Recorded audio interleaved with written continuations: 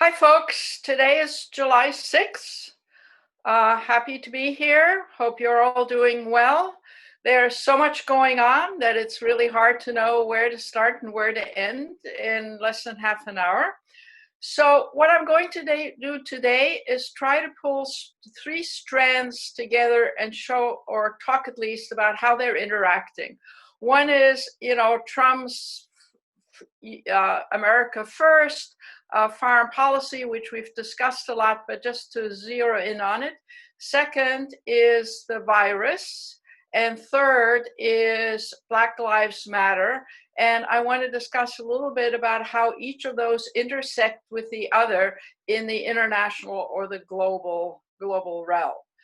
So, and then underlying all of this are really economic issues, both domestic and international. And while I might touch upon them today, the next session in 2 weeks, I think I will zero in mostly on economic issues, if that suits everybody. Okay, so we've rehearsed Trump's policies, which keep getting worse and worse in the international realm, right? He's alienated almost all our allies. He's left international institutions. He's insulted all kinds of leaders. He has favored authoritarian leaders, Putin, Orban, to some extent, Xi, the president of Brazil, and it goes on and on. If you're authoritarian, if you're right wing, you're a friend of Trump's. If you're a democratic society, you ever criticize the US, you are not. The most recent example since we last met was inviting the candidate in Poland, who is the right-wing candidate, who is quite authoritarian, who's quite racist, anti-immigration, to the White House to show support for him over his more democratic and liberal opponent. So it kind of continues. Now, elites around the world, right, who read newspapers and who watch, important broadcasts, have been tearing their hair out over America's withdrawal from the world. We're no longer the essential countries. Increasingly in the last month or so, people have started ignoring the US, actually. By people, I mean leaders, presidents, prime ministers, the elite in society. And of course, people in various countries, whether it's Europe or the rest of the world, who read newspapers, who listen to international news, are aware of that and have shaped attitudes. But the general public that maybe watches some local TV news, doesn't pay a lot of attention, is not terribly sophisticated about international affairs, is on the whole, one guesses, less informed. And while it may seem sad that the US seems to be criticized, have no, deep insight other than the fact that Trump seems to be a bad president. Then the next thing that happens is the coronavirus. And here, there is more widespread international sensitivity to the fact that we are not only the most economically potent country, we have the best public health institution, the CDC, and we are affluent, and we should be able to deal with the pandemic better than anybody else. And as we all know it, and now the whole world knows it, we are doing a worse job than almost anybody in the world. That is to say, whether they're democratic regimes or authoritarian regimes, backward countries, industrial countries, most countries are doing better than the United States, when the United States has, theoretically at least, the best capacity. And it has shown, we've talked about in the past, first they pitied us, then they started just shaking their heads. How can it be that there is so little public health in the vaccines? Yes, there's scientists and all the rest in the US, but people still don't have enough masks or covers in the medical world.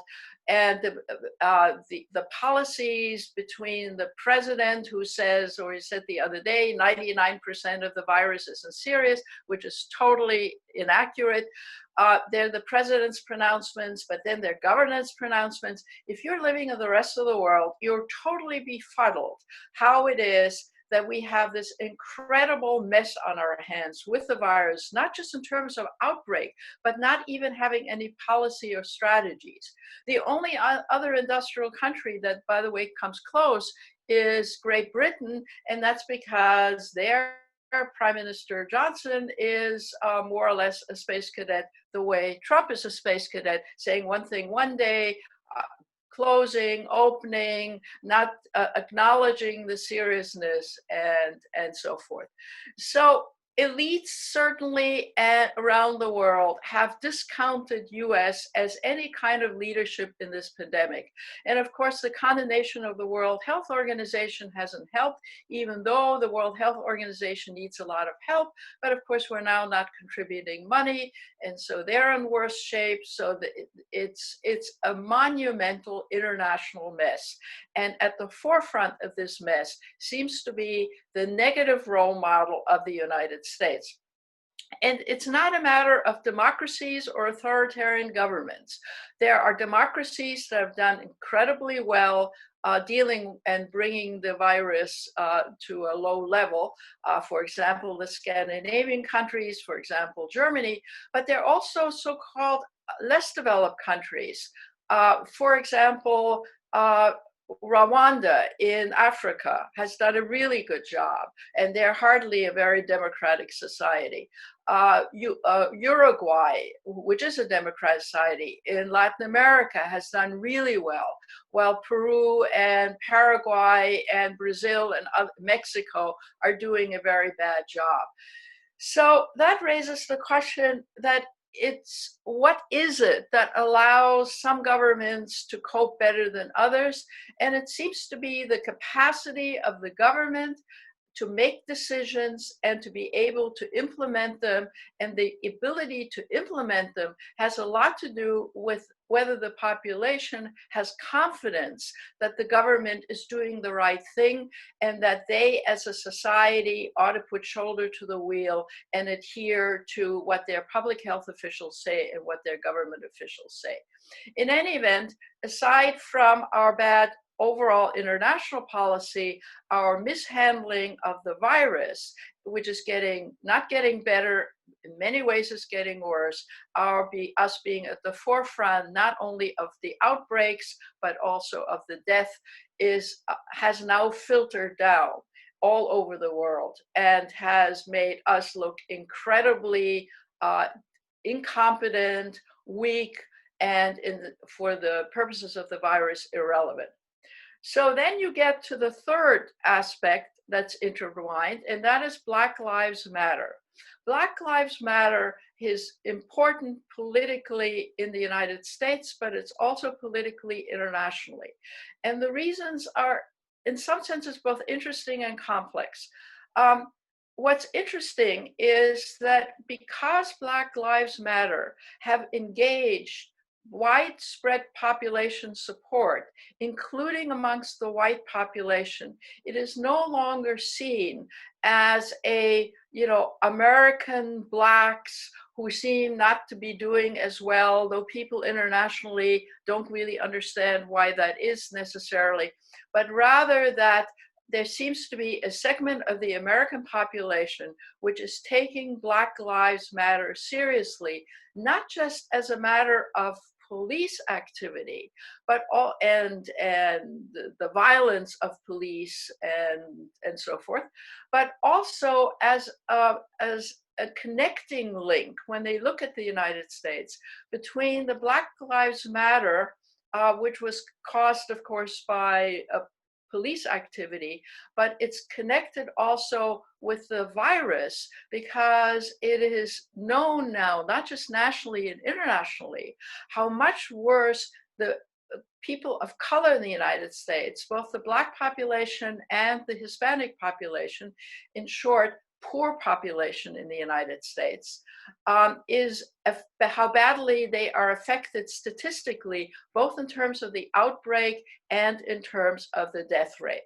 And so there's a connecting link of what generated the Black Lives Matter movement and the re-examination of how in the United States we treat the poorest people in the US, both in terms of healthcare, in terms of housing, in terms of income, now unemployment, and the weak underbelly in the American economy is linked in with the police violence now in the United States, right?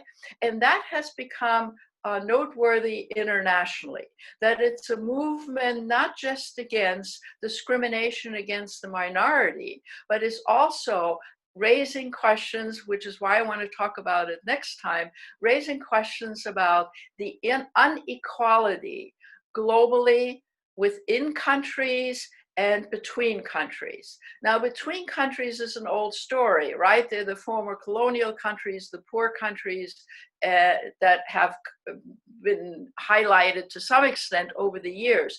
But now it is the poverty, that differential between the increasing affluence of the elite, even in poor countries, and not just the elite countries versus the poor countries, right?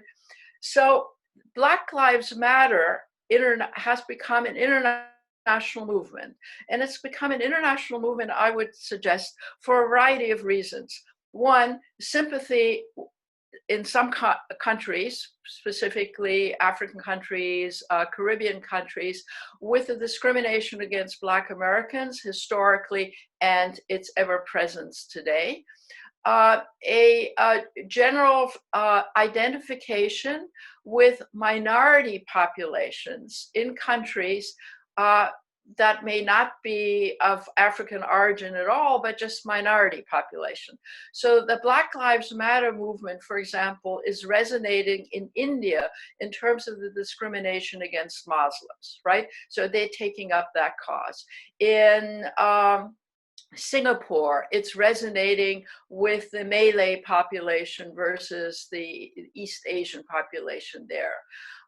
In Latin America, it's resonating with the populations in, let's say, Brazil, who are also African, South American origin, as well as the Indian population, the native population in, let's say, Brazil. So you can go around the world and you can see in almost every country, not only Black Lives Matter sympathy with the United States, but an inward-looking movement which says, gee, Black Lives Matter has brought to our attention the injustices against minorities, and so minorities have risen up, and just as in the US, people of goodwill are coordinating with the who are white, let's say, are coordinating with the Black Lives Matter movement in the US.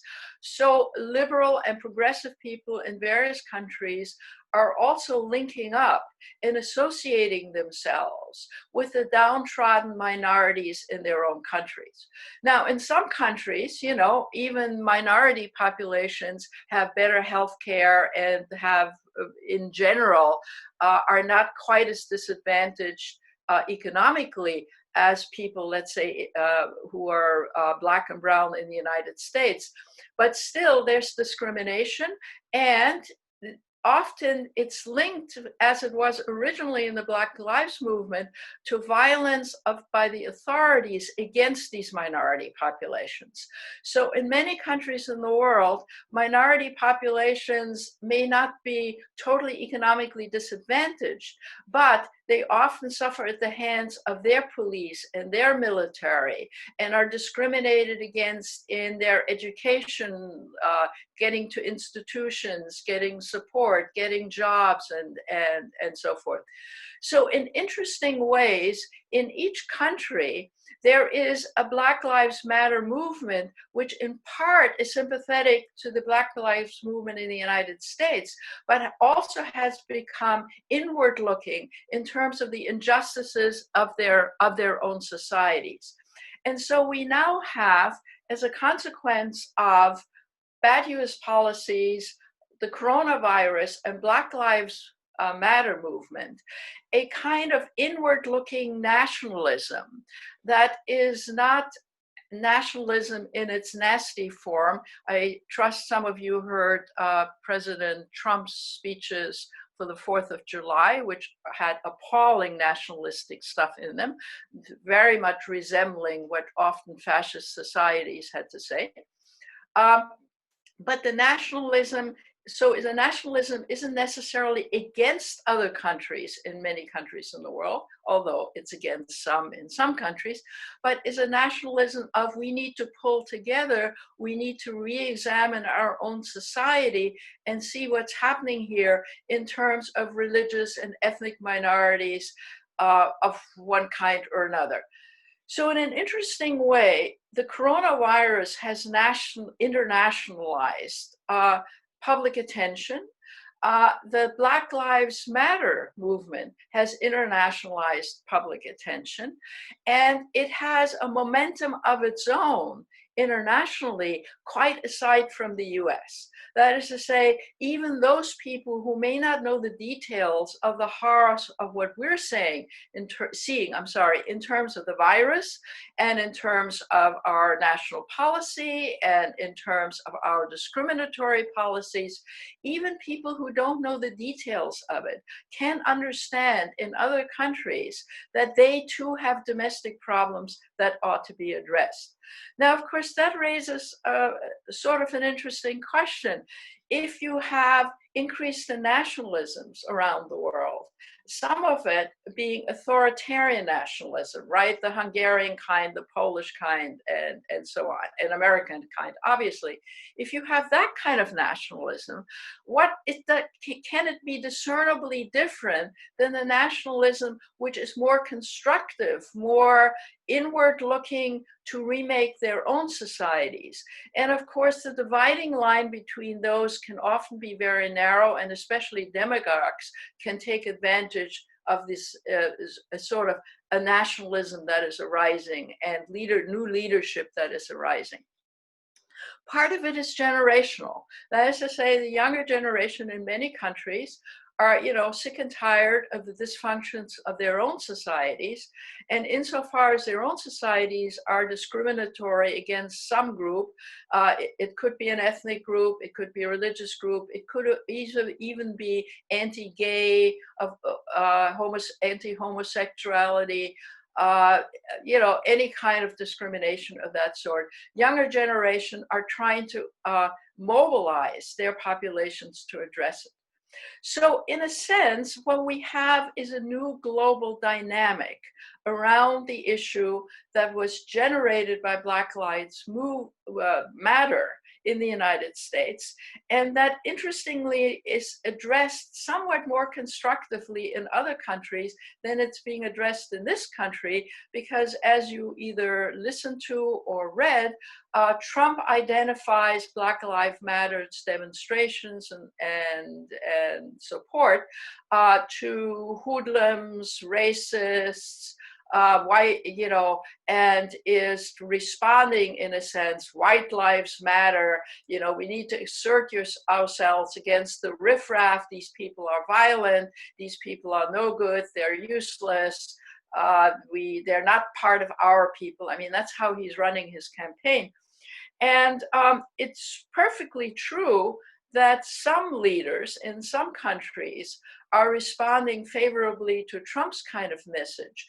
But on the whole, looking around the world, I would say those are the minority of governments, and governments that are being very defensive in one way or the other to their own authoritarian policies. Now, let me just reiterate something, which is that the idea that you need to address and be careful in addressing the coronavirus, and the idea that you need to address inequities amongst groups in your own societies, has merged in some ways in the minds of people.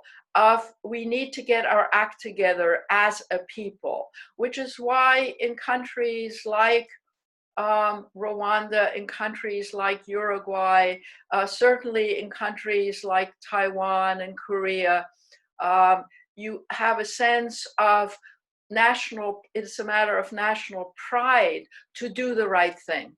right? And of course, in the US, it's a matter of national pride coming from the top of the executive not to do the right thing. And that has been noticed.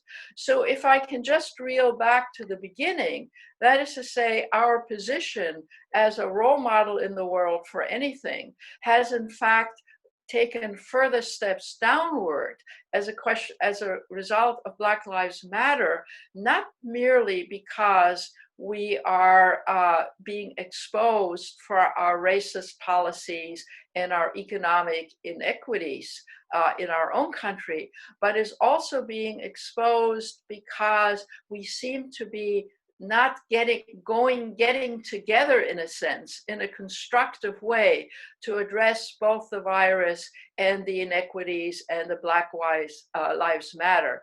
And it's linking those two, making them part of an entity, a whole entity of people rising to be helpful to their fellow citizens, as in not discriminating, as in overcoming economic inequities, as in battening down the hatches in terms of the virus, and recognizing that the virus has exposed not only the economic inequities, but also the Black Lives Matter, namely people who are discriminated against in the US, Black and brown people, in some other countries, ethnic groups and religious groups, that those people are being handicapped by their own societies in fighting the virus, in overcoming the economic inequities.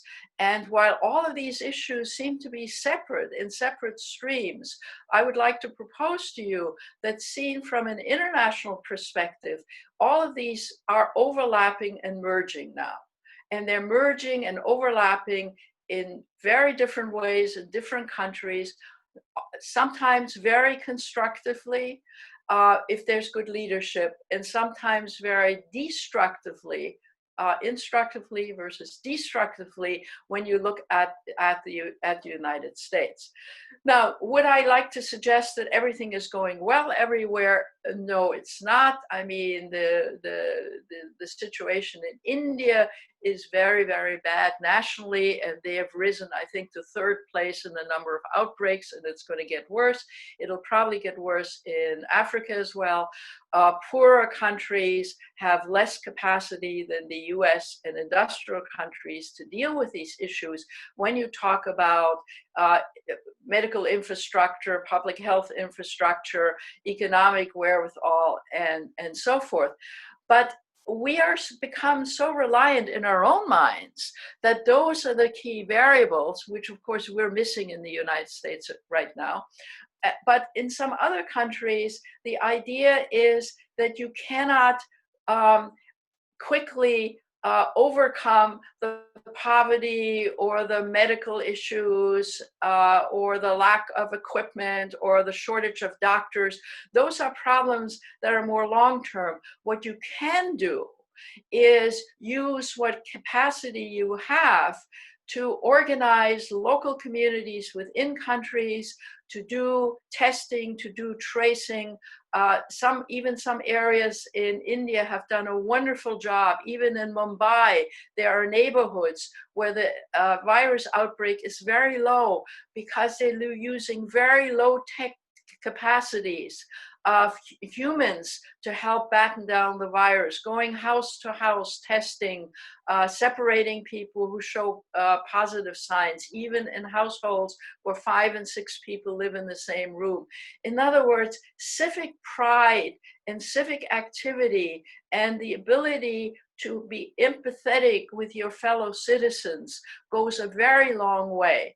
And whether any of this will last to be a kind of a positive civic nationalism in many countries once the virus is gone, I cannot tell you, but it is very, very interesting to see how different societies who have a sense of identity, who have some confidence in their government's capacity, whether they're democratic governments or non-democratic governments, are doing far better than countries like the United States, to some extent England, for example, surely Brazil, which have horrendous leadership which does not recognize that in the absence of a more just society, which can't be produced overnight, there are things you can do to make people feel that we're all in this together, and it is up to us, it is not up to the stars, to help safeguard us and to make us into a better society.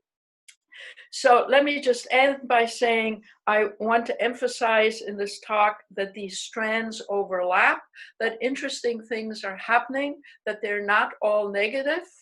And while everything seems to be very negative in the US, certainly at the federal level, in the case of many state levels, there are local communities, even in the United States, that are stepping up to the plate. But more importantly, engaging American citizens in the movement of Black Lives Matter and sustaining that in terms of greater economic and social justice in the United States. We can only hope, and we can only hope that Trump keeps overstepping his nasty, accusatory, self-focused positions on these issues, and that the general population, whether it be in Santa Cruz or other communities, will make out of Black Lives Matter not just policies that bring greater racial justice, but understands that underlying the racial injustice is the injustice of our economic system, our health system, and our blindness to how our fellow citizens are living. Anyway, I hope you continue to do well, and talk to you in 2 weeks. Bye.